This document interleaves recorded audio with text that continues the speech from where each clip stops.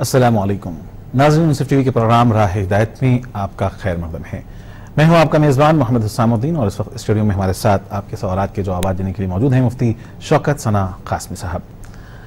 ناظرین، ہم آپ کو بتا دیں کہ پروگرام راہ ہدایت دینی، مذہبی، اسلامی معلومات پر سوالات اور جوابات پر مبنی پروگرام ہے، جس میں آپ ہم سے فقہی مسائل، شرعی مسائل، دینی اور اسلامی معلومات سے واقفیت کے لیے سوالات کر سکتے ہیں۔ اس وقت آپ کے ٹیلی ویژن اسکرین پر جو ٹیلی فون نمبرات دکھائے جا رہے ہیں اس پر آپ ہمیں براہ راست کال کریں۔ انشاءاللہ مفتی شوکت ثنا قاسمی صاحب قرآن و حدیث کی روشنی میں آپ کے سوالات کے جوابات دیں گے۔ سب سے پہلے تو ہم اپنے اسٹوڈیو میں مفتی شوکت ثنا قاسمی صاحب، ہم آج کے پروگرام کا آغاز کریں گے کل کے ایک بچے ہوئے پروگرام سے۔ کل کے پروگرام میں ہمارے ایک بنگلور سے کالر منور صاحب نے سوال کیا تھا، ایک اہم سوال، ان کا کل وقت کی تنگی کی بنا پر چھوٹ گیا تھا۔ سوال یہ تھا کہ جس وقت ہم سو رہے ہوں اس وقت کس طرف ہمارا سر ہو، قبلے کی طرف تو ظاہر ہے ہم پیر نہیں کریں گے، تو ہندوستان کے مطابق شمال، جنوب یا کس جانب ہم پیر کر سکتے ہیں؟ دیکھیے، سونے میں بس ایک ہی چیز کی احتیاط ضروری ہے کہ قبلے کی طرف پیر نہ ہو، چاہے آپ شمال میں یا سر کرے، جنوب میں پیر کرے، یا مغرب کی طرف سر کرے اور مشرق کی طرف پیر کرے، بس یہ خیال رہے کہ مغرب کی طرف، قبلہ کی طرف، قبلہ کے تقدس کے پیش نظر قبلے کی طرف آپ کا پیر نہ ہو۔ اور یہ سونے میں ہی نہیں بلکہ عام حالات میں بھی انسان کو احتیاط کرنا چاہیے کہ قبلے کی طرف پیر نہ ہو، یعنی کوئی ایسا کام یا نہ ہو جس سے قبلے کی بے احترامی سمجھ میں آتی ہو، جیسے کہ بیت الخلاء جاتے وقت قبلے کی طرف نہ استقبال ہو، نہ اس کی طرح رخ کر کے بیٹھا جائے، نہ پیٹ کر کے بیٹھا جائے، چونکہ اسے رسول اللہ صلی اللہ علیہ وسلم نے بہت شدت کے ساتھ ممانعت فکر فرمائی ہے، اور یہ خانہ کعبہ کے تقدس کے خلاف بات ہے۔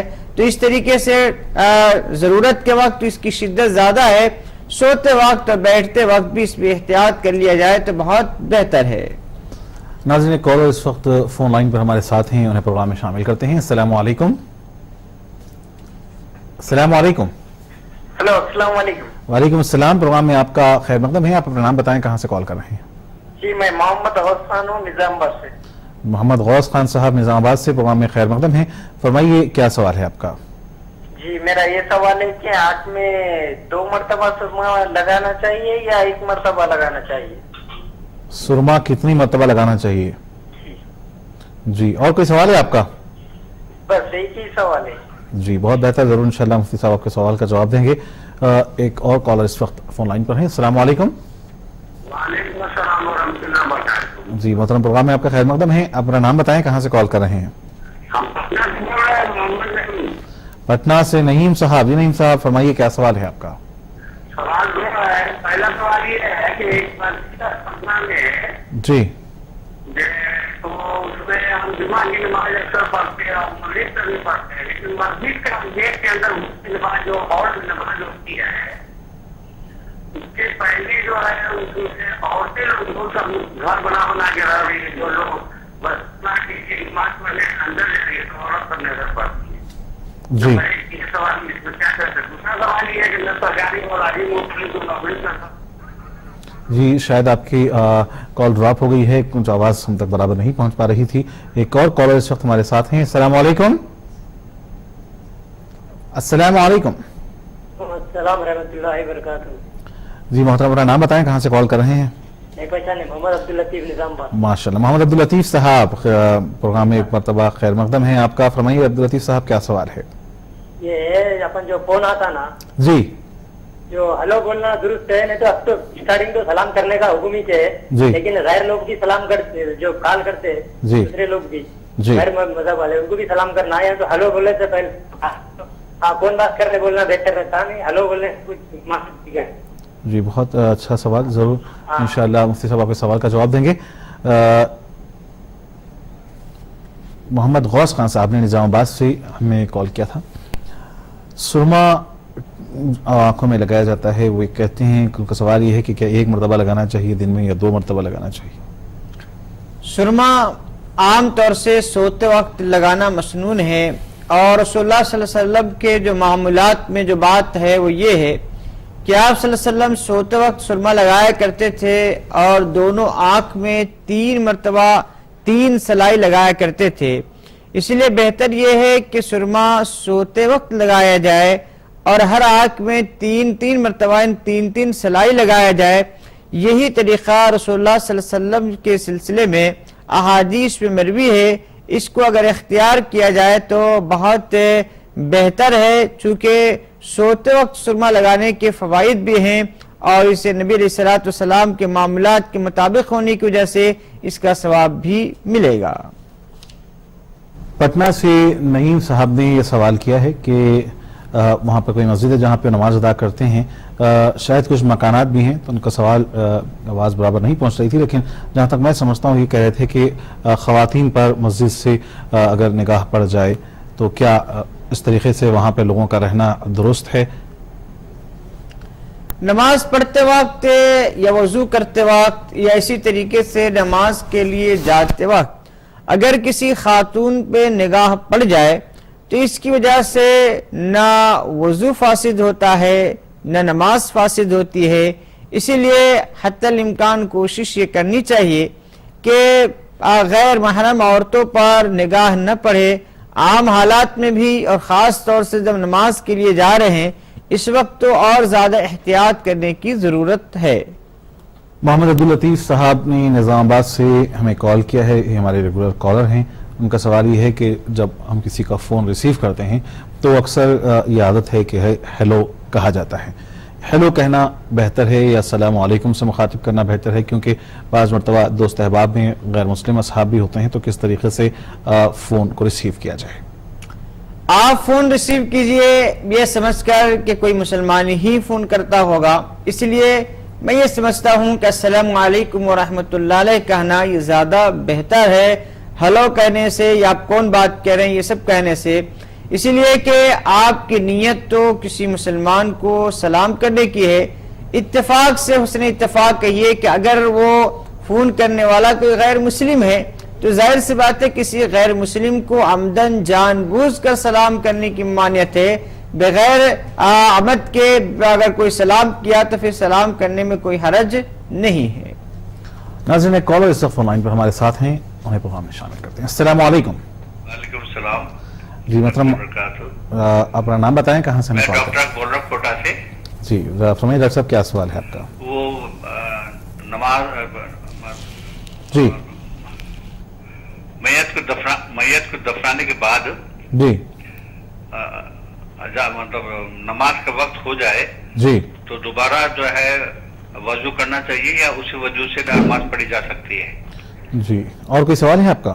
بس ایک ہی سب. Thank you. جی بہت بہت شکریہ. مفتی صاحب ڈاکٹر صاحب کا سوال یہ ہے، کوٹا راجستھان سے انہوں نے کال کیا ہے کہ تدفین کے عمل کے بعد کیا وضو کرنا ضروری ہے؟ یہ آپ نے ایک سوال تو اس میں یہ کیا ہے کہ کیا وضو کے بعد نماز پڑھی جا سکتی ہے اگر نماز کا وقت ہو چلا ہو؟ عموماً یہ بھی دیکھنے میں آتا ہے کہ لوگ جب قبرستان سے واپس ہوتے ہیں تو پہلے وہ آ کر گھر کو وضو کر لیتے ہیں. اگر گو کہ انہوں نے تدفین میں عملی طور پر حصہ نہ لیا ہو لیکن وہ شریک بھی رہے ہوں تو اس طریقے سے کہا جاتا ہے کہ پہلے وضو کریں، پہلے منہ ہاتھ دھوئیں، اس کے بعد گھر میں آئیں. کچھ لوگوں میں اس طریقے کی شبہات پائی جاتی ہیں، وہ کہ ڈر کی کیفیت لوگوں میں پائی جاتی ہے. کیا اس طریقے کے کوئی احکامات ہیں؟ وضو نماز کے لیے اگر آپ نے وضو کیا ہے تو اس وضو سے نماز جنازہ پڑھی جا سکتی ہے. اسی طرح آپ نے نماز جنازہ کے لیے وضو کیا تو اس کے بعد بھی نماز پڑھی جا سکتی ہے، قرآن کی تلاوت کی جا سکتی ہے.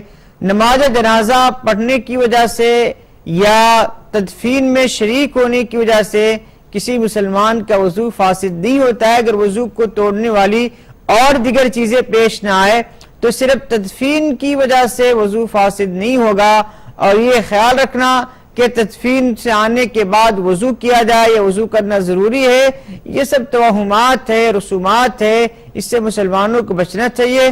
ہاں اگر تدفین میں مٹی ہاتھ میں لگ گئی ہو تو اس کے دھو لینے میں کوئی حرج نہیں ہے، لیکن باضابطہ یہ وضو کرنا کہ ہم تدفین میں شریک ہو کر آئیں اس لیے وضو کرے تو ظاہر سی بات ہے یہ چیز قرآن و سنت سے ثابت نہیں ہے. اسی لیے محض توہمات کی بنیاد پر کوئی چیز کو دین میں شامل نہیں کیا جا سکتا ہے. اس وقت کالر ہمارے ساتھ فون لائن پر ہیں. السلام علیکم. السلام علیکم. وعلیکم जी हमारा नाम आयशा बेगम है और मैं निजामाबाद से बात कर रही हूँ। जी फरमाइए, क्या सवाल है?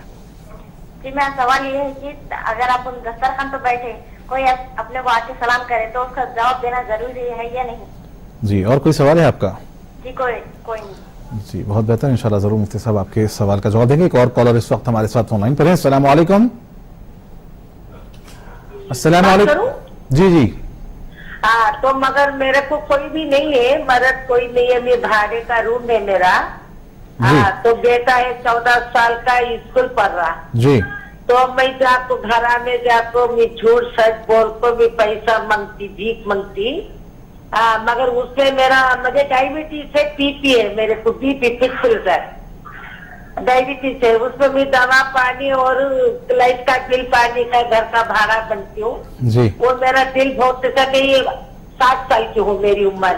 जी जी जी और मेरी एक लड़की मरी, उसका पैसा 70,000 रुपए आया। 70,000 रुपए में मैं ये ब्याज के हिसाब से नहीं, दूसरे को भी छोड़ी हूँ जी। कारोबार में। जी हाँ, तो वो लोग महीने में मेरे को 3,000 रुपए दे रहे। जी तो ये मुझे पूछने का था, उसके लिए नंबर लगाई। बेटा मेरे को नहीं मालूम, मैं अनपढ़ हूँ, जरा समझा दो मुझे। जी बहुत बहुत शुक्रिया आपने मुझे कॉल करने बहुत का। डर लगता है। जी इंशाल्लाह मुफ्ती साहब आपके सवाल का जी इंशाल्लाह मुफ्ती साहब जरूर आपके सवाल का जवाब देंगे।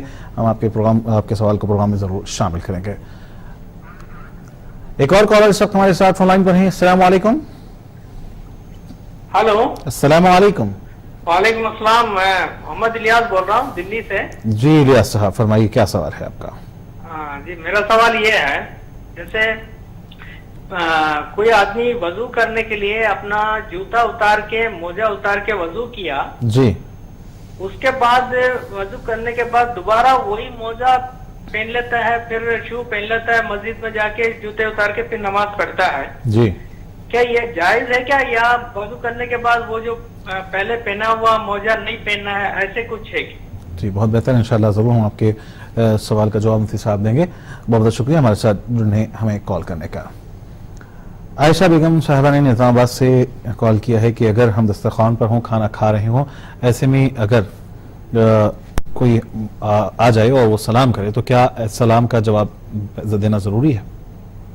खाने वालों को सलाम नहीं करना चाहिए, लेकिन अगर किसी ने खाने वाले को सलाम कर दिया तो जो लोग खाना खा रहे हैं अगर उनके लिए सलाम का जवाब देना मुमकिन हो, मसलन अगर ये है कि मुंह के अंदर लुकमा हो तो जाहिर सी बात है जवाब देने में तकलीफ हो सकती है। लेकिन अगर वो बैठे हुए हों दस्तरखान पर, या भी खाना शुरू हो चुका हो या भी नहीं हुआ हो, बहर सूरत वो सलाम का जवाब आसानी से दे सकते हो, तो इसी सूरत में जवाब दे देना बेहतर है। एक खातून ने मुफ्ती साहब आपने सुना कि तफसीली सवाल किया कि वो बहरहाल ऐसा महसूस हो रहा था कि कुछ मजबूर हैं, परेशान हैं, पुरसान हाल कोई उनका नहीं है। एक 14 साल का उन्हें लड़का है, लड़की का उन्हें इंतकाल हो गया है और वो बहरहाल मांग कर किसी तरीके से ज़िंदगी बसर कर रही हैं। बहरहाल वो कुछ नसीहतें आपसे चाहती हैं। शायद उन्होंने ये भी कहा कि कुछ पैसा लड़की का जो आया था वो कहीं उन्होंने जमा किया, उसकी मुनाफा समझिए की रकमों से उन्हें हासिल होती है, तो क्या इस तरीके का मुनाफा हासिल किया जा सकता है? इस तरीके का उनका सवाल है। आपको जो 3,000 रुपये मिलता है, अगर 3,000 में आपके घर के अखराजात और दीगर जरूरियात पूरी हो जाती है तो फिर आपके लिए मांगना दुरुस्त नहीं है। लेकिन 3,000 में अगर आपकी जरूरियात पूरी न हो सकती हो और आपके अंदर इतनी सकत नहीं है, इतनी ताकत नहीं है कि आप काम काज करके अपनी जरूरत को पूरी कर सके और न कोई असहाब खैर आपकी मदद करने के लिए तैयार हैं, तो ऐसी सूरत में आपके लिए अपनी जरूरत के बकदर, यानी जितनी से आपकी जरूरत पूरी हो सकती है उतने के बकदर रकम का सवाल करना दुरुस्त है। आप मांग सकती है, लेकिन उतनी ही मिकदार में जितनी की आपको जरूरत है, उससे ज्यादा आपके लिए मांगना दुरुस्त नहीं है। जैसे कि बाज फकीर को एक रोजाना 50 रुपए की जरूरत होती है, अगर उसको 50 रुपया मिल गया तो मजीद उसके लिए मुतालबा करना या सवाल करना उसके लिए जायज नहीं होगा, इसलिए कि 50 रुपए के हद तक तो वो मजबूर था, लेकिन इसके बाद वो मजबूर नहीं है, लिहाजा उसको सवाल करने की इजाजत नहीं होगी। मतलब एक जानिब तो आपने कहा कि मांगने की इजाज़त, लेकिन दूसरी तरफ साथ में आपने ये भी कहा कि जो असहाब ज़रूरत लोग हैं उन्हें भी कुछ अगर आप तलखीन करें कि हम देख रहे हैं कि रोज़ बरोज़ معاشرے میں اس طریقے کے مسائل پائے جاتے ہیں، اور اگر ہم سروے کریں تو ہر محلے میں بہت ساری بیوگان ہوتی ہیں، بہت سارے نادر لوگ ہوتے ہیں، لیکن وہیں اہل ثروت حضرات کافی روپیہ پیسہ اسراف میں خرچ کرتے ہیں۔ میں چاہوں گا کہ کچھ ان لوگوں کو تلقین کریں تاکہ ایسے لوگ مانگنے سے بھی محفوظ رہ سکیں اور وہ بھی اجر و ثواب کے مستحق بن سکیں۔ اللہ تعالیٰ نے فرمایا ہے کہ تمہارے مال میں مانگنے والے کا حق ہے، اور ایسے لوگوں کا بھی حق ہے جو اپنی خاندانی شرافت کی بنیاد پر غربت کے باوجود وہ سوال نہیں کرتے ہیں۔ اسی طرح رسول اللہ صلی اللہ علیہ وسلم نے فرمایا کہ ان فی المال حقا سوى الزکات، یعنی عام طور سے لوگ یہ سمجھتے ہیں کہ ہم نے زکوٰۃ ادا کر دی یہ کافی ہے، یہ دیکھیے کافی نہیں ہے۔ زکوٰۃ کے علاوہ بھی مال میں حق ہوتا ہے کہ وقتاً فوقتاً ضرورت مندوں کی ضرورت کو پورا کیا جائے۔ آج ایک آدمی لاکھوں روپے شادی کے نام پہ یا دیگر رسومات کے نام پہ، اسی طریقے سالگرہ کے نام پر یا چلہ اور چھٹی کے اندر ضائع کر دیتا ہے، لیکن اس کے پڑوس میں رہنے والے بیوہ اور یتیم بچے کھانے کے لیے محتاج ہوتے ہیں، لیکن کبھی سے ایک مالدار اور صاحب ثروت کو یہ توفیق نہیں ہوتی ہے کہ کبھی ہم اس کی خبرگیری کریں، اس کو دیکھ بھال کریں۔ ایک سوچیے تھوڑی دیر کہ اگر منظرنامہ بدل جائے تو کیا ہوگا، یعنی آپ اس کی جگہ پہ چلے جائیں، وہ آپ کی جگہ پر چلے آئے تو کیا صورتحال پیش ہوگی، اور اللہ تعالیٰ اس پر قادر کر سکتا ہے، اور دنیا میں ایسا ہوتا رہتا ہے۔ اسی لیے جن لوگوں کو اللہ تعالیٰ نے مال و دولت دی ہے اپنی مال و دولت پہ بہت زیادہ گھمنڈ نہ کرے، اسی لیے کہ آج کا انسان کتنا بھی مالدار ہو سکتا ہے تو قارون سے زیادہ دولت اس کے پاس نہیں آ سکتی ہے، لیکن قارون نے اپنی دولت کا صحیح استعمال نہیں کیا، اللہ تبارک و تعالیٰ اس کو اس کی ساری دولت کے ساتھ زمین کے اندر دسا دیا۔ اسی لیے جن کو اللہ تعالیٰ نے مال و دولت دی ہے وہ اللہ تعالیٰ کا شکر بجا لائے، اور شکر بجا لانے کے ساتھ ساتھ اپنے دل کو تھوڑا کشادہ کرے، اور غریبوں کے ساتھ اور اپنے ماتحتین کے ساتھ ملازمین کے ساتھ داد و دہش کا معاملہ کرے، حسن سلوک کا معاملہ کرے، ان کی ضرورت کا خیال رکھے، اللہ تبارک و تعالیٰ ان کا مزید خیال رکھے گا۔ اور یاد رکھیے کہ رسول اللہ صلی اللہ علیہ وسلم نے قسم کھا کر فرمائی ہے کہ صدقہ دینے سے مال میں کبھی کوئی کمی نہیں آتی ہے۔ دنیا کی کوئی تاریخ یہ نہیں بتا سکتا ہے کوئی آدمی کہ کوئی آدمی صدقہ اور خیرات کرنے کی بنیاد پر غریب ہو گیا ہو اور کنگال ہو گیا ہو، اس کا دیوالیہ نکل گیا ہو، دنیا کی ایک ایسی کوئی تاریخ آپ کو نہیں مل سکتی ہے۔ اسی لیے اللہ تعالیٰ نے جن کو مال و دولت دے رکھی ہے ان کو زیادہ سے زیادہ خرچ کرنا چاہیے، غریبوں کا خیال رکھنا چاہیے۔ اللہ تبارک و تعالیٰ دنیا میں بھی اور آخرت میں بھی بہت بہت نوازے گا۔ بہت واضح اور تفصیلی جواب دیا مولانا آپ نے۔ محمد الیاس صاحب کا دہلی سے سوال تھا کہ وضو کے وقت ہم موزے اتار دیتے ہیں، پتابے ساکس جسے کہتے ہیں وہ اتار دیتے ہیں، اور پھر جوتا بھی ہم اتار دیتے ہیں، اس کے بعد پیر دھوتے ہیں۔ کیا نماز پڑھتے وقت دوبارہ پھر اگر ہم وہ موزے پہن لیں اور پھر اگر وہ جوتا پہن لیں گے تو کیا ہمارا وضو برقرار رہے گا؟ دیکھیے اگر وضو کے بعد جو آپ نے موزہ پہنا ہے اگر وہ موزہ پاک ہے تو ظاہر سی بات اس کے پہننے میں کوئی حرج نہیں ہے، بالکل وضو کرنے کے بعد آپ اس موزے کو پہن سکتے ہیں اور اس موزے میں نماز پڑھ سکتے ہیں، اس میں کوئی حرج نہیں ہے۔ لیکن اگر وہ موزہ ناپاک ہے تو ظاہر سی بات ہے اس کے پہن لینے کی وجہ سے وضو تو درست ہوگا لیکن نماز درست نہیں ہوگی۔ یہ بتائیے کہ مفتی صاحب کہ اگر ہم وضو سے ہوں تو پاتابوں پر سے کیا مسح کیا جا سکتا ہے؟ موجودہ جو نائلون کے جو موزے ہیں اس پر مسح کرنے کی اجازت نہیں ہے، لیکن جو چمڑے کے موزے ہیں چمڑے کے موزے پر مسح کرنے کی اجازت ہے۔ اگر مقیم ہے تو 24 گھنٹے مسح کر سکتا ہے اس کے اوپر، یعنی ایک مرتبہ وضو کرنے کے بعد اس کو پہن لیا جائے، اس کے بعد جب بھی وضو کریں گے صرف اوپر سے مسح کر لیں گے، اس کو نکالنے کی کوئی ضرورت نہیں ہے۔ اور اگر مسافر ہے تو 3 دن اور 3 راتیں اس کو مسح کرنے کی اجازت ہوگی۔ ناظرین ایک کال اور اس وقت ہمارے ساتھ فون لائن پر ہیں۔ السلام علیکم۔ وعلیکم السلام۔ جی محترم آپ اپنا نام بتائیں، کہاں سے کال کر رہے ہیں؟ عبدالسعید راجستھان تو۔ عبدالسعید صاحب راجستھان، فرمائیے عبدالسعید صاحب کیا سوال ہے آپ کا؟ میرے 3 سوالات ہیں۔ جی میرا پہلا سوال تو یہ ہے جی کہ بیت الخلا میں تھوکنے سے کیا دعا قبول نہیں ہوتی ہے؟ ایک اور مرتبہ سوال دہرائیں۔ بیت الخلا میں تھوکنے سے کیا دعا قبول نہیں ہوتی ہے؟ جی، اور دوسرا سوال؟ اور میرا دوسرا سوال یہ ہے کہ یہ جو نکاح کے لیے جس وقت बारात हो या निकाह के लिए जाते हैं दूल्हा, तो वो शुक्राने की नमाज पहले अदा कर लेते हैं जी निकाह की, पहले अदा करना चाहिए या बाद में निकाह के कभी बाद? जी और मेरा तीसरा सवाल, जो आपने मुकम्मल पहले सुना नहीं था, मेरा बच्चा गोद दिया है मेरा, जी तो उसके फराइज वो निभाते, तो मेरे ऊपर तो कोई हक नहीं है फराइज निभाने का, या मैं भी निभा सकता हूँ? एक और मरतबा अपना आखिरी सवाल दोहरा दें अब्दुल सईद साहब। मैंने मेरा बच्चा गोद दिया हुआ जी हमारे मामू को, जी तो उसके सारे हुकूक वही निभाते, जी। तो उसके फराइज मेरे ऊपर भी है कि तो मैं भी निभा सकता हूँ? अब बच्चा आपका है लेकिन वो किसी और के यहाँ रहता है? वो मामू के ने जी। गोद दिया हुआ। जी जी जी, बहुत बेहतर, इंशाल्लाह जरूर आपका सवाल का जवाब दिया जाएगा। एक और कॉलर इस वक्त हमारे साथ फोन लाइन पर हैं। अस्सलाम वालेकुम। अस्सलाम वालेकुम। वालेकुम सलाम। जी मोहतरम, अपना नाम बताएं, कहाँ से कॉल कर रहे हैं? मोहम्मद शरीफ बात कर रहा हूँ मैं, BHL से पटन चोरू। जी फरमाइए, क्या सवाल है आपका?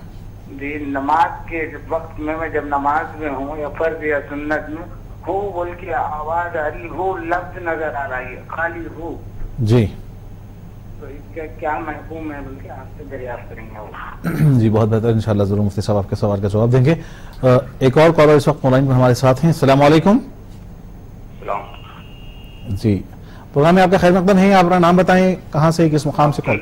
अब्दुल गफूर साहब। अब्दुल गफूर साहब, कहाँ से बात कर रहे हैं आप? इधर यादगीर से बात कर रहे हैं। यादगीर से? जी कर्नाटक जी, यादगीर। कर्नाटक यादगीर। जी जी, फरमाइए क्या सवाल है? जी अब्दुल गफूर साहब, पहले आप अपने टीवी का वॉल्यूम, टीवी की आवाज कम कर दें। हाँ बिल्कुल कम करें सर। जी चलिए, सब फरमाइए क्या सवाल? हाँ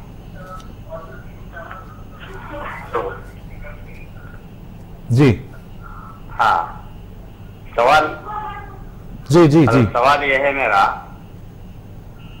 हेलो जी जी, आपकी आवाज आ रही है, फरमाइए क्या सवाल है? सवाल, हाँ जी बिल्कुल। अभी जो हम लोग GPF में जो इंटरेस्ट लेते हैं हम लोग, हाँ जी। GPF की जगह में गवर्नमेंट सर्वेंट में भी जी उसका सूद आता ना, इंटरेस्ट आ जाती ना जी जी GPF का। जी जी जी हाँ, वो ले सकते हैं या नहीं ले सकते? जी अगर लेने के बाद उसको क्या कैसे इस्तेमाल कर सकते हैं उसको? जी। क्या और कोई सवाल है आपका? KJD का भी इंश्योरेंस है, उसके बाद KJD का भी है। किस चीज का है, एक और बर्ता बताएं? जी KJD भी है ना उसका। जी जी। जी और कोई सवाल है आपका? जी हाँ, ये दो सवाल है देखिए मेरे। जी बहुत बेहतर, इंशाल्लाह दोनों सवालात के इंशाल्लाह मुफ्ती साहब आपके जवाब देंगे। बहुत बहुत शुक्रिया हमारे साथ जुड़ने, हमें कॉल करने का। अब्दुल सईद साहब ने राजस्थान से सवाल किया है। 3 सवालात हैं कि आमतौर पर कहा जाता है कि बैतुल खला में जब जरूरत से फारिग होने के लिए जाएं तो वहां थूकने से मना किया गया, क्या ये बात दुरुस्त है? देखिए, थूकने से मना तो किया गया है और ये आदाब के खिलाफ बात है कि बैतुल खला में इंसान बैठकर गैर जरूरी चीजों में मसरूफ होने के बजाय जितना जल्द हो सके वहां से फारिग होने की कोशिश करे। वहां थूकना या दिगर और काम करना ये मुनासिब अमल नहीं है, लेकिन इसकी वजह से दुआ कबूल ना हो, ये जाहिर सी बात है, ये बेकार बात है। इसका कोई शरीयत से और दीन से इसका कोई ताल्लुक नहीं है। तो सब थूकने की जहां तक बैतुल खला में बात निकली है तो ये बात कहने की तो नहीं है, लेकिन मजबूरन कहना पड़ रहा है कि लोग घर में नहीं थूकते हैं, लेकिन मसाजिद के जो बैतुल खला होते हैं उससे बहुत गंदा कर देते हैं। इस पर आपको कुछ कहना चाहिए? असल में हम मुसलमानों के अंदर शऊर पैदा करने की जरूरत है। दुनिया का एक वाहिद मजहब इस्लाम है जिसने तहारत और निजाफत को इस ईमान का जुज़ करार दिया।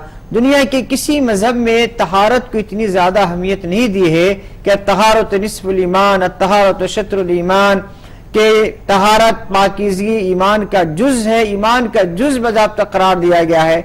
लेकिन उसके बावजूद यानी मुसलमानों ने गंदा रहना और माहौल को गंदा करना अपना एक शियार बना लिया है। यानी आप मुस्लिम मोहल्ले में चले जाइए तो आप मोहल्ले में दाखिल होते ही मालूम हो जाएगा कि एक मुस्लिम मोहल्ला है, इसलिए कि हर तरफ गंदगी पड़ी हुई होगी।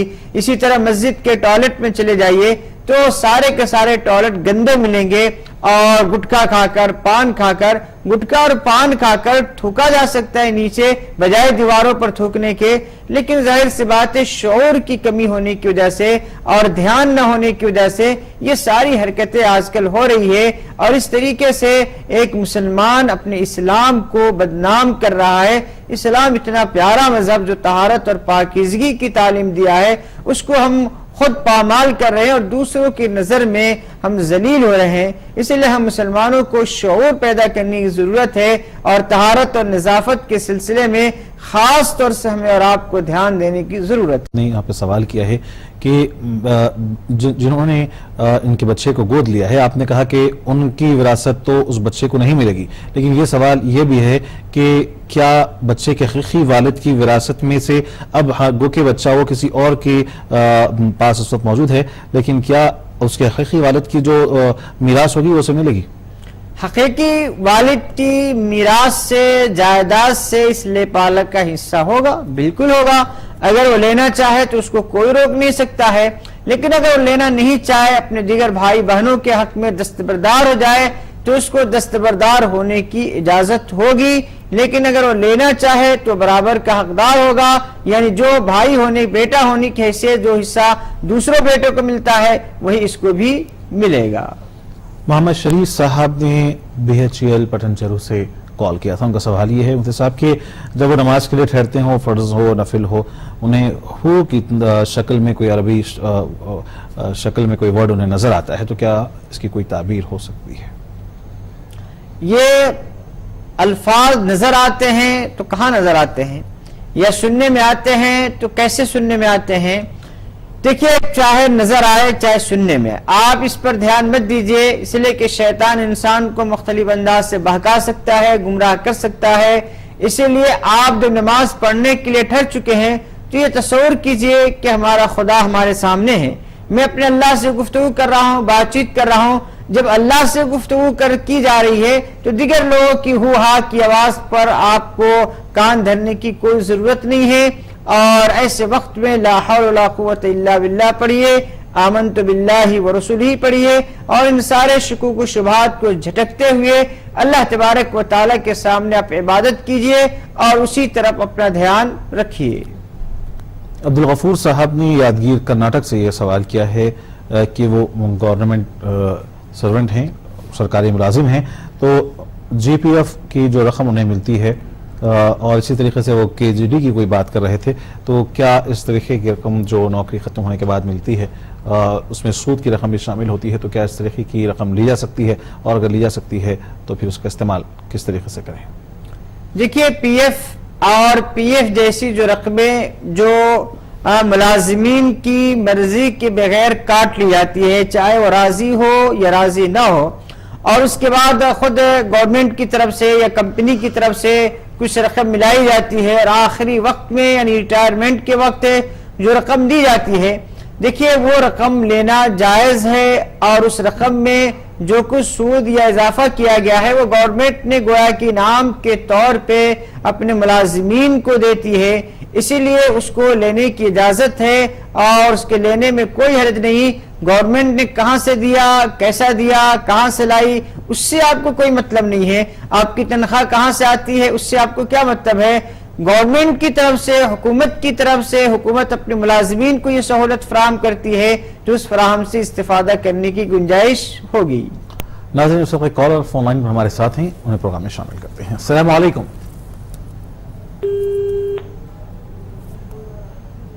شاید یہ کال ڈراپ ہو گئی. ایک اور کالر اس وقت ہمارے ساتھ ہیں. السلام علیکم. السلام علیکم. وعلیکم السلام. جی محترم، پروگرام میں آپ کا خیر مقدم ہے. اپنا نام بتائیں، کہاں سے کال کر رہے ہیں؟ میرا نام محمد ناز ہے، ہم کولکاتہ سے بول رہے ہیں. جی ناز صاحب، فرمائیے کیا سوال ہے؟ جی میرا سوال یہ ہے کہ سرکاری میں جو یہاں ٹیچر حضرات ہیں جو ٹیچنگ کرنے جاتے ہیں تو کیا ہوتا ہے کہ جسے آج ابسینٹ کر دیے، آج کل جاتے ہیں تو کہا ہوتا ہے کل کے ابسینٹ کا لوگ اسے پریزنٹ مار دیتے. اس طرح کا جو انکم ان کے پاس ہوتا ہے تو کیا یہ حلال نہیں یا حرام نہیں ہوگا؟ جی بہت اچھا سوال آپ نے کیا. ضرور انشاءاللہ پروگرام میں ہم شامل کریں گے، مفتی صاحب جواب دیں گے. بہت بہت شکریہ ہمارے ساتھ جڑنے، ہمیں کال کرنے کا. ایک اور کالر اس وقت ہمارے ساتھ ہیں. السلام علیکم. السلام علیکم سر. وعلیکم السلام. فرمائیے کیا سوال ہے، اور اس سے پہلے اپنا نام بتائیں، کہاں سے کال کر رہے ہیں؟ جی میں محمد امجد بول رہا ہوں سر، نظام آباد سے. جی امجد صاحب نظام آباد سے، فرمائیے کیا سوال ہے؟ جی نہیں سر، میرے کو یہ پوچھنا تھا کہ میرے بہن کو لڑکا ہوا ہے، جی ان کا نام کچھ اچھا بتائے تو اچھا رہتا. جی کال کیا. ضرور انشاءاللہ مفتی صاحب تک ہم آپ کا سوال پہنچا دیں گے. ایک اور کالر اس وقت ہمارے ساتھ ہیں. السلام علیکم. السلام علیکم. गुलबर्गा कर्नाटक से महबूब बात कर रहे हैं। जी शरई तौर पे कुरान और हदीस की रोशनी में जी तरीक़े तलाक क्या है शरीयत में? जी, बहुत बेहतर। इंशाल्लाह मुफ्ती साहब आपके सवाल का जवाब देंगे। मोहम्मद नाज साहब ने कोलकाता से सवाल किया है कि बाज़ सरकारी मुलाजिम हजरात या फिर दीगर मुलाजिम जो अपनी कंपनी में काम करते हैं या फिर उन्होंने यहाँ पर टीचिंग से वाबस्ता लोगों का जिक्र किया है कि बाज़ मरतबा अटेंडेंस में अगर वो गैर हाजिर भी हों तो वहाँ हाजिरी का निशान लगा देते हैं, तो क्या ऐसे में जो वो कमाई होगी वो जायज़ होगी? गैर हाजिर होने के बावजूद हाजिरी लगाना जाहिर सी बात है कि कानूनन भी जायज़ नहीं है, शरअन भी जायज़ नहीं है।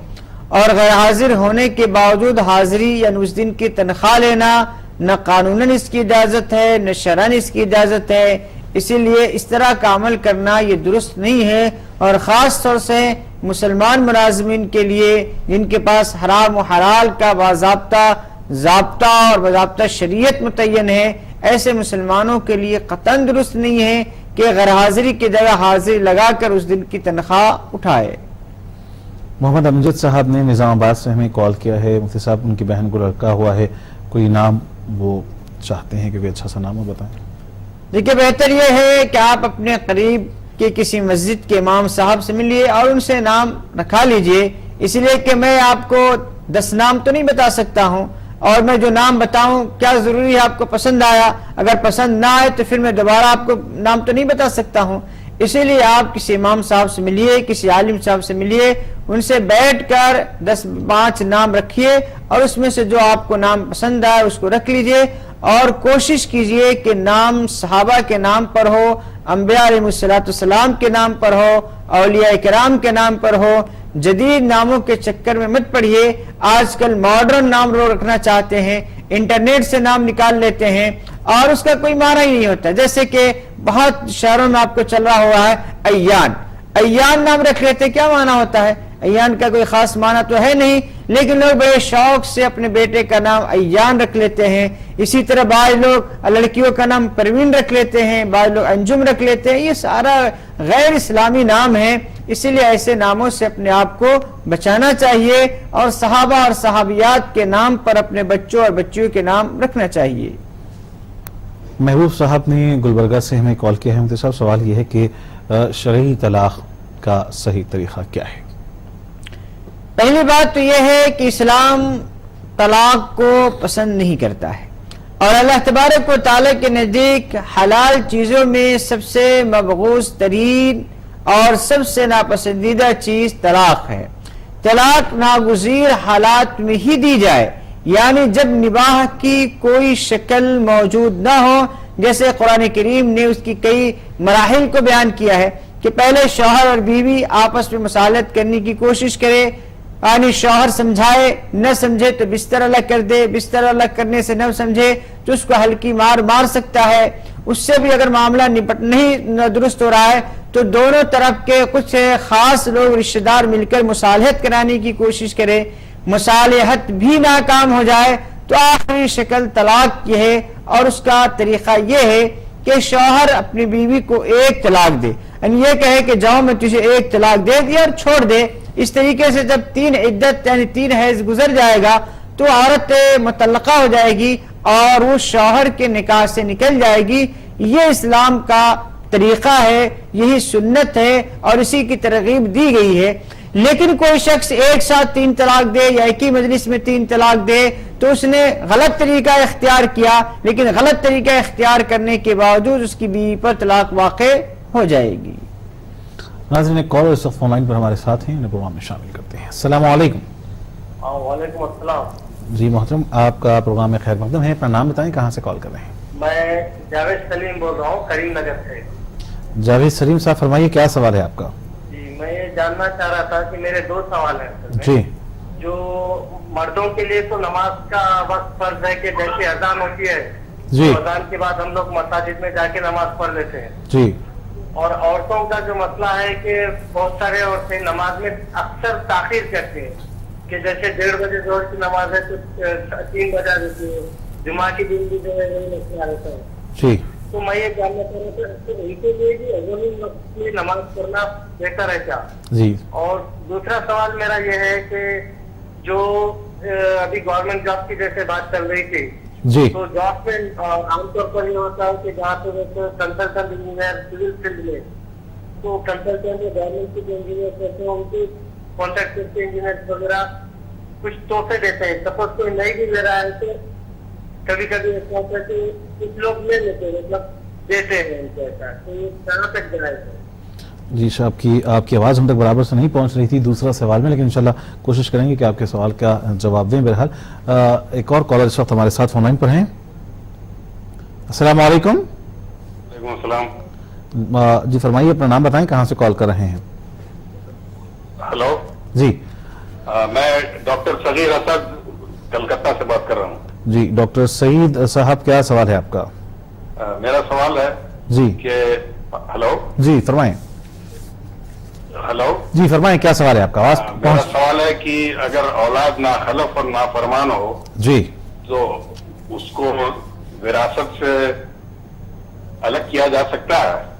جی اس کا انشاءاللہ. کوئی حق ہوتا ہے وراثت میں؟ جی بہت بہتر، انشاءاللہ ضرور ہم آپ کے اور جی ایک دوسرا سوال ہے جی کہ یہ جمعہ کی نماز میں جی جو امام صاحب جب خطبہ شروع کرتے ہیں جی تو کافی مصلیوں کو دیکھتا ہوں کہ وہ نماز پڑھتے ہیں اس وقت، جی تو کیا اس وقت نماز پڑھنا جائز ہے؟ جی بہت بہتر، اچھے سوال آپ نے کیے ہیں، ضرور انشاءاللہ ہم پروگرام میں شامل کریں گے، مفتی صاحب اس کے جواب دیں گے. بہت بہت شکریہ ہمارے ساتھ جڑنے اور ہمیں کال کرنے کا. جاوید سلیم صاحب نے کریم نگر سے سوال کیا ہے. سوال یہ ہے کہ مردوں کے لیے تو دیکھا جاتا ہے کہ نماز کا وقت متعین ہے، لیکن کیا عورتوں کے لیے بھی اول وقت میں نماز ادا کرنا بہتر ہے؟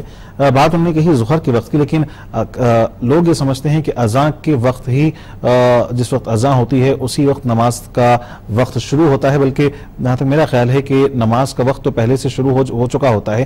اس وقت مسجدوں میں اس لوگوں کی سہولت کے خاطر یہ اوقات ترتیب دیے گئے ہوتے ہیں. تو لیکن خاص طور پہ دیکھنے میں یہ آیا ہے کہ عورتیں بعض مرتبہ نمازوں میں تاخیر کرتی ہیں، تو کیا ان کے لیے بھی کوئی وقت متعین ہونا چاہیے کہ وہ اسی وقت میں نماز گھروں میں اگر ادا کرنا ہے تو ادا کریں؟ عورتوں کے لیے بہتر بات یہ ہے کہ نماز کا وقت شروع ہونے کے ساتھ ہی وہ فوری طور سے نماز ادا کر لے، چاہے آذان ہو یا نہ ہو. یعنی اگر کیلنڈر کے ذریعے سے اس کے وقت معلوم ہو جائے کہ اس وقت میں نماز ظہر کا وقت شروع ہو چکا ہے، تو اول والا میں خواتین کو نماز پڑھنے کی کوشش کرنی چاہیے. اس لیے کہ خواتین کو گھر میں مختلف کام ہو سکتے ہیں، بچہ اسکول سے آ سکتا ہے، کوئی اور آدمی آ سکتا ہے، جس کی وجہ سے اس کے کھانے پینے چائے وغیرہ کے انتظام میں نماز میں تاخیر ہو جانے کا زیادہ امکان ہوتا ہے.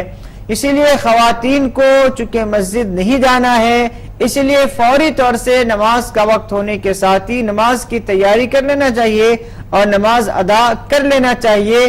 سستی یا تاخیر کرنا قطعاً مناسب نہیں ہے. مفتی صاحب، جاوید سلیم صاحب کا جنہوں نے کریم نگر سے ہمیں سوال کیا تھا، دوسرا سوال کچھ تکنیکی بنیادوں پہ ہم تک آواز ان کی برابر نہیں پہنچ پائی، لیکن غالباً میں ایسا محسوس کر رہا تھا کہ بعض کمپنیوں میں ملازمین کو جو ڈیلرز ہوتے ہیں ان کی جانب سے تحفے دیے جاتے ہیں، تو کیا ڈیلرز سے اس طریقے کے تحفے وغیرہ وصول کیے جا سکتے ہیں؟ دیکھیے، اگر یہ تحفے تحائف کا مقصد استحصال کرنا ہو یا کمپنی کو تباہ کرنا ہو یا سامنے والوں سے ناجائز مفاد حاصل کرنا ہو، تو ظاہر سی بات اس طریقے سے تحفے تحائف بھی رشوت کے حکم میں ہیں. لیکن اگر یہی اخلاص و محبت کی بنیاد پر دیے جا رہے ہوں تو پھر اس کی گنجائش ہے. ڈاکٹر سعید صاحب، صغیر اصغر اسد صاحب شاید ان کا نام انہوں نے بتایا تھا. ڈاکٹر صاحب کا سوال یہ تھا کہ اگر اولاد ناخلف ہو، بات نہیں سنتی ہو اور اپنے ماں باپ کے حقوق ادا نہیں کرتی ہو، تو کیا وہ اپنے والدین کی میراث سے محروم رہے گی؟ کوشش یہ کرنی چاہیے کہ ناخلف اولاد کو بھی خلف بنایا جائے، اس کو سمجھانے کی کوشش کیا جائے. اصل ماں باپ اگر نہیں سمجھائیں گے اور ماں باپ اس کو اس طریقے سے چھوڑ دیں گے بے یار و مددگار، تو ظاہر سی بات ہے آج کل دنیا میں خراب لوگوں کی تعداد دن بدن بڑھتی چلی جا رہی ہے. کسی خراب کا ساتھ وہ پکڑ لیا تو پھر اس کی زندگی بھی تباہ ہوئی، اس کی آخرت بھی تباہ ہوئی. اسی لیے حتی الامکان آخری حد تک ماں باپ کو پیار و محبت کے ساتھ سمجھانا چاہیے، دوسروں سے سمجھوانے کی کوشش کرنی چاہیے. ایسا نہ ہو کہ ضد میں آ کر اولاد کو بالکل گھر سے باہر نکال دے. اولاد کو آپ نے پرورش کیا اور کسی ناخلف لوگ اور بدماش لوگوں کے حوالے کر دے اور وہ آپ کی اولاد کا غیر ضروری طور سے استحصال کرے. ماں باپ کو پیار و محبت کے ساتھ مختلف انداز سے اس کو سمجھانے کی کوشش کرنی چاہیے. بدرجہ مجبوری اگر نہیں سمجھ رہا ہے، واقعی نہیں سمجھ رہا ہے، پھر بھی میراث سے محروم نہیں کرنی چاہیے. ہاں یہ کر سکتے ہیں کہ دیگر لوگوں کو میراث زیادہ دے، اس کو کم دے، اس کی گنجائش ہے، لیکن یہ سب زندگی میں ہی کر لیں گے. اگر آپ نے میراث کو تقسیم کیے بغیر اگر مر گئے تو ظاہر سی بات وہ اولاد بھی میراث میں حصے دار ہوگی. ناظرین، پروگرام کے آج کا یہ آخری سوال وقت اپنے ختم ہونا چاہتا ہے کہ جمعہ کی نماز کے دوران جیسا کہ ڈاکٹر صاحب نے کہا کہ اکثر ایسا دیکھنے میں آتا ہے کہ خطبے کے دوران بھی لوگ آ کر نماز کے لیے ٹھہر جاتے ہیں اپنی انفرادی نماز کے لیے، اور اس سے خطبہ سننے والوں کو بھی خلل ہوتا ہے. تو کیا ہم انتظار کریں خطبے کے بعد نماز پڑھیں؟ رسول اللہ صلی اللہ علیہ وسلم نے فرمایا اذا خرج الامام فلا کلام ولا صلاۃ، کہ جب امام خطبہ دینے کے لیے نکل جائے تو ایسی صورت میں گفتگو کرنا یا کسی طرح کے نماز پڑھنے کی گنجائش نہیں ہے. اسی لیے جو آج کل رواج پکڑا ہوتا چلا جا رہا ہے مسجدوں میں، امام خطبہ دے رہا ہے اور بعض لوگ تو اسی وقت آ کے نیت باندھ دیتے ہیں، یہ ناواقفیت کی وجہ سے ہے. مسلمانوں کو دینی تعلیم حاصل کرنا چاہیے، مسائل کو معلوم کرنا چاہیے. جمعہ کے خطبے کے وقت خطبہ کا سننا یہ زیادہ اہم ہے اس وقت نماز پڑھنے سے، اسی لیے اس وقت کسی طرح کی کوئی نماز نہ پڑھی جائے اور نہ بات چیت کی جائے. ناظرین، پروگرام راہ ہدایت کا وقت یہیں پر ختم ہوتا ہے. ہم مفتی صاحب کے مشکور ہیں کہ انہوں نے وقت نکالا اور آپ کے سوالات کے تشریح بخش جوابات دیے. ساتھ ہی اپنے ناظرین کے بھی اور ہمارے کالرز کے بھی جنہوں نے ہمیں فون کیا ان کے بھی مشکور ہیں کہ انہوں نے ہمارے پروگرام میں شامل ہو کر پروگرام کو رونق بخشی. پروگرام کا وقت یہیں ختم ہونا چاہتا ہے. مجھے محمد حسام الدین کو، آپ کے میزبان کو، پوری منصف ٹیم کے ساتھ دیں اجازت اور دیکھتے رہیں منصف ٹی وی.